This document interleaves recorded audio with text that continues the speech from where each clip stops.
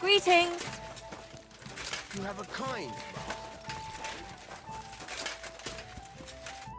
So, how did your trial by fire go last night? Well, I still have both my shoes. I woke up in bed alone, and it wasn't even full of puke. So I suppose it was a success? I'm jealous. At my age, a hangover is almost as bad as getting shot in the arse. You always drink like that? Almost always. The mornings are hard, but at least you clear your head. And often your stomach, too.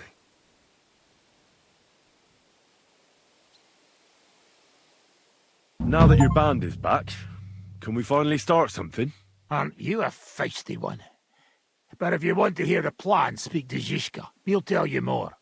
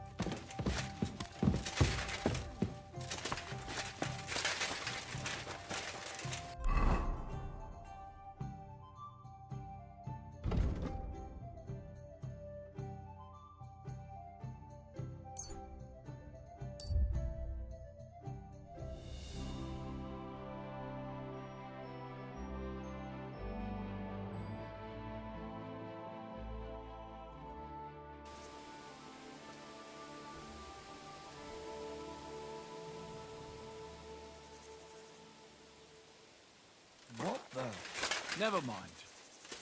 I thought there was something fishy going on. Hey, good man! I need to speak with you. Hey! What are you doing hanging around here, old man? Are you alright? Not entirely. I'm Sejezek of FullHD. And I'm Henry. Well, Henry, I'm terribly sorry, but this is an ambush. What? Please don't make it harder for me than it already is, and surrender nicely. I don't want to hurt you.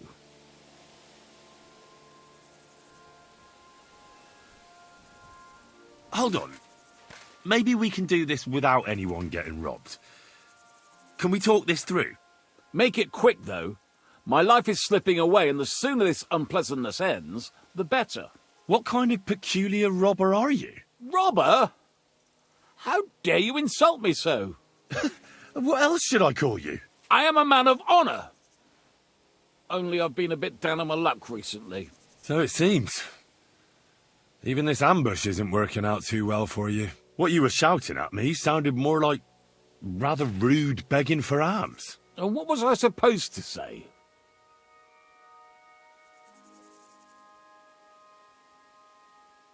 How should I know? You shouldn't be robbing in the first place. But I need money. Well, why not get it honourably? You're a knight. Can't you go and fight somewhere or find someone to protect? I'd have to get my horse and armour back first. Without them, I'm useless as a knight. Someone stole your horse and gear? How? It's a long story.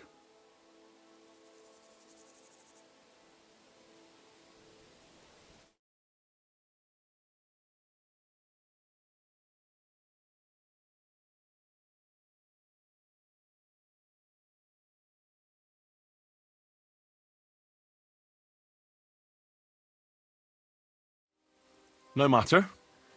I have time enough. I made my living through honourable service. Most recently as a mercenary in King Sigismund's service. How could you fight for Sigismund? After all that foreign dog did here? Petsunia non olet, my friend. You know the saying. Money doesn't stink. At least up to a certain point. Our unit was tasked with requisition supplies in Betshwar. That's a village not far from here. Zavish of Garbov, my commander, said the people were starting to cheat the army on supplies.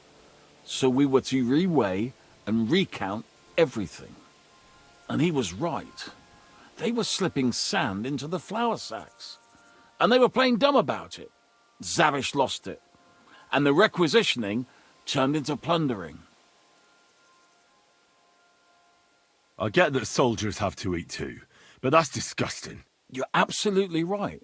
Besides, if they gave us as much as they were ordered to, they'd barely survive. I went to Zavish to stop it. What's chivalrous about plundering and killing innocents? In the end, I challenged him to a duel. We wagered our honor, our armor, and our horses. And you lost it all. And with it, my place in the army. Why did you wager everything in the first place? Is it some kind of knightly tradition? Not always. It's a gesture to show that you really will defend your point of view at all costs. It was noble of you to stand up for the common folk. Perhaps. But you see the result. No good deed goes unpunished. Now, I'm trying to get enough coin to get my things back. And you seemed like a skilled fighter. That's why I chose you. If I must do something so despicable as robbing people, then at least they should be capable of defending themselves. And how much money do you actually need? Heaven knows. In truth, I don't know if Zavish will speak to me at all, but I have to at least try. What if I tried to help you? I'll go to your commander and try to convince him to give it all back. You'd do that for me? Well, I offered, didn't I? So, where can I find this man? In Sigismund's camp. His name is Zavish of Garbov. He has a black eagle and 3 yellow stones on his coat of arms. He's got a rather inconspicuous tent above the camp kitchen. Hopefully you'll find it. And how will I recognize your things? Is your coat of arms on them? Of course, on my cuirass and on the caparison of my horse Gringolet. It's the same as I have on my shield here. A black raven with a ring in its beak on a yellow ground.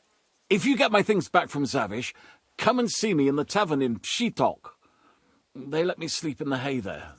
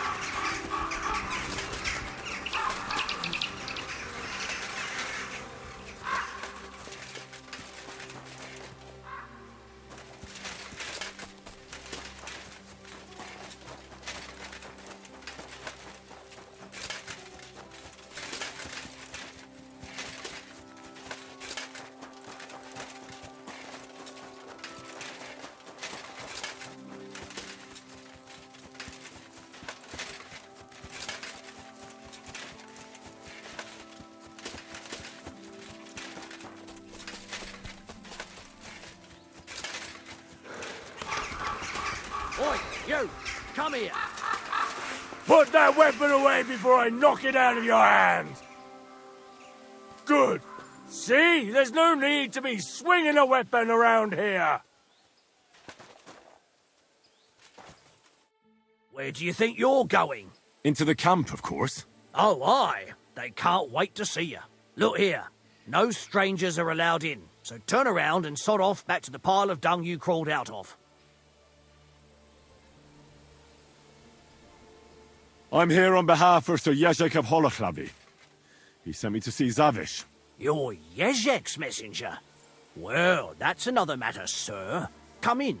Zavish will surely be pleased. You'll find him beyond the kitchen. There's this out-of-the-way tent there. His banner flies above it, so you'll recognize it. Be on your way.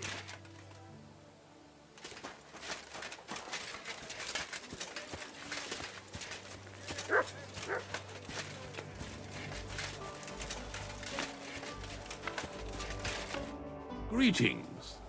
What would you like? What's a priest doing in a military camp? Whatever he can, my son.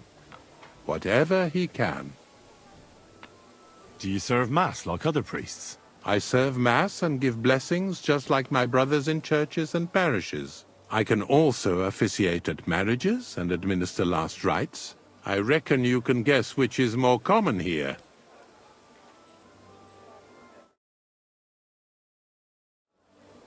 Do you care for the wounded? Priests and monks do that sometimes, don't they? Nothing like that. We have blacksmiths and bathmaids for that here. And if something happens to the nobles, we have good surgeons. And then there's that learned foreigner. Bah! Who's the foreigner? His name is Musa, and he says he comes ex-Africa. You can't miss him. He's as different from us as a man can be. Does something seem strange about him to you? That foreigner may understand medicine, but he worships a foreign god. He prays to him on the ground several times a day. He doesn't drink ale, only rarely eats meat, yet he can't keep his eyes off our women. Do you take part in the fighting? Vivere militare est. But no, I'm a chaplain, not a warrior.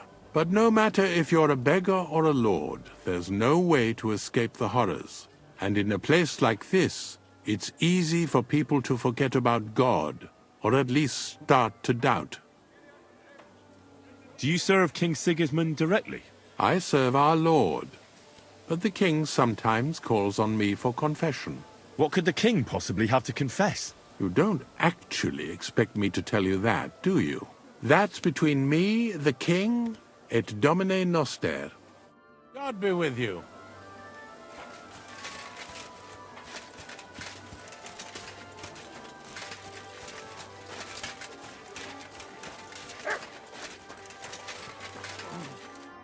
Christ almighty.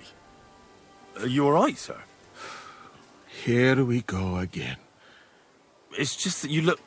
Muscular, wise, wealthy. I'm sorry, sir. I just wasn't expecting it. I didn't mean it badly. I know very well what you meant. I have had this conversation at least 100 times. Have you never heard of Prester John or the Christian kingdom of Axum? Yes. Our parish priest talked about that. Tell me then, how the people in those stories are described. Not exactly like you. Am I right? But I thought that was just... So you see, it is not. Musa of Mali is my name. Scholar, explorer, and physician. I run the camp infirmary. my name is Henry, sir. Welcome then, Henry. Do you need anything? You said you're an explorer. I did indeed. From Timbuktu, I went to Holy Mecca. From the Emirate of Granada to Venice. And from there to the court of Sultan Bayezid of the Osmans. Until I ended up at the court of King Sigismund. Where is this Mali? And what's it like? Similar to your country, yet completely different. You mine silver, we gold. But in our country, it would never happen that we allow foreigners into our mines. Overall, it is safer in our country. Nobody will waylay you on your journey. And we treat women with greater respect and set great store by learning. Well, it's not all that bad here, though, is it? I admit that there are some things I envy you for. Like what you can do with stone. What is Mecca like? I've heard people from all over the world go there. Mainly followers of the teachings of the Prophet Muhammad. Praise be his name. But the journey is dangerous. I was robbed and arrived in the city as a pauper. Fortunately, I was helped by a couple of my compatriots. But even so, I did not spend long there. Let us say that I was foolish then, and foreign customs took me by surprise. I went to Cairo, where I learned geography and law, so that I would be better prepared the next time. But I never went back to Mecca. Why not? I would rather not talk about this, my friend. All I can say is that there are a few rich men and their beautiful wives who I do not want to meet again. You were in Granada? Where is that? Go west from here until you reach the sea, then south to a place called Peninsula Iberica. But I would not go there if I were you. The magnificent Alhambra Palace is forbidden to Christians like you. It is a pity in any case. Such a beautiful and rich country, yet bathed in so much blood. Blood? Yes. Sultan Mohammed must constantly repel attacks from the north. That is why I started studying physics, in fact. I wanted to make an impression on the Sultan because swords and cannons are not for me. Let others cut off heads. I can sew them back on again.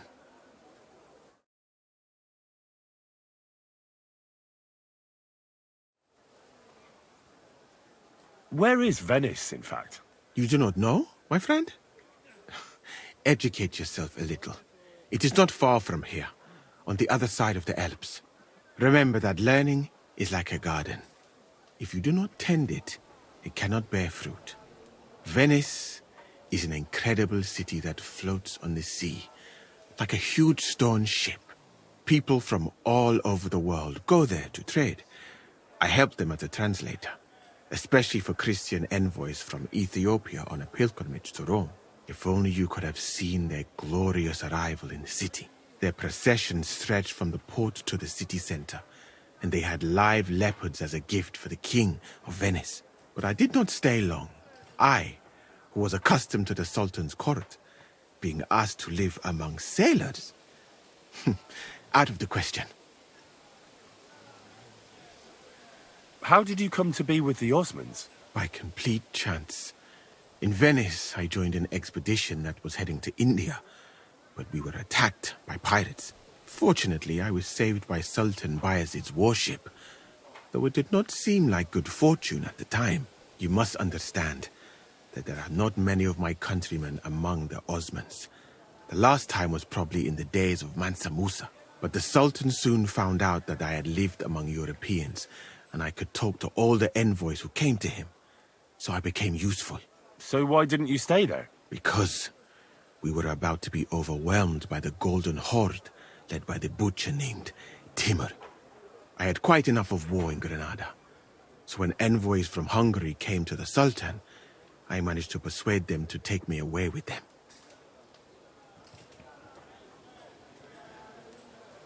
What's Sigismund's court like? I would also like to know that, my friend. But I am stuck here. One would think that the king would value physicians and sages who have traveled the world. But no. He did not even make me his personal physician. He prefers to trust your quacks and sent me here. It's reckless to speak about Sigismund like that. I do not think so, my friend, since it is unlikely you will ever get a chance to complain to him.